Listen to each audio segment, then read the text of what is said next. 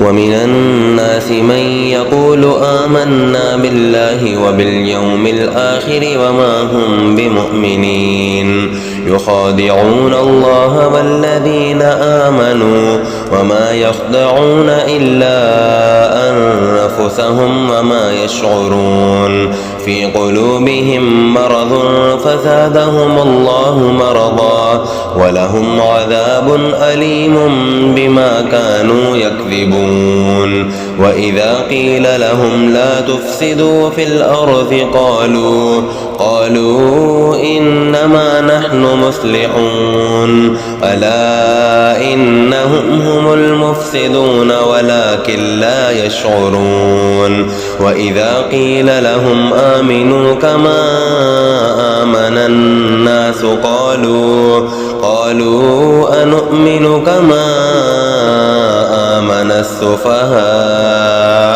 ألا إنهم هم السفهاء ولكن لا يعلمون وإذا لقوا الذين آمنوا قالوا آمنا وإذا خلوا إلى شياطينهم قالوا إنا معكم إنما نحن مستهزئون الله يستهزئ بهم ويمدهم في طغيانهم يعمهون أولئك الذين اشتروا الضلالة بالهدى فما ربحت تجارتهم وما كانوا مهتدين مثلهم كمثل الذي استوقد نارا فلما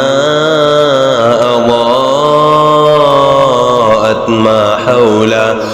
حوله ذهب الله بنورهم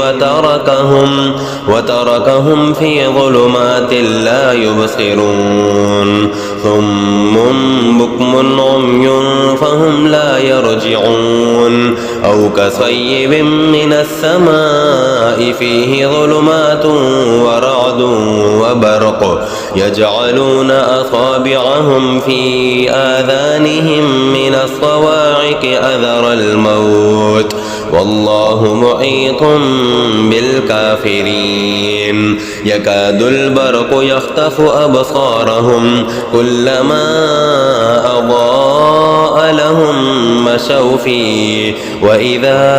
أظلم عليهم قاموا ولو شاء الله لذهب بسمعهم وأبصارهم إن الله على كل شيء قدير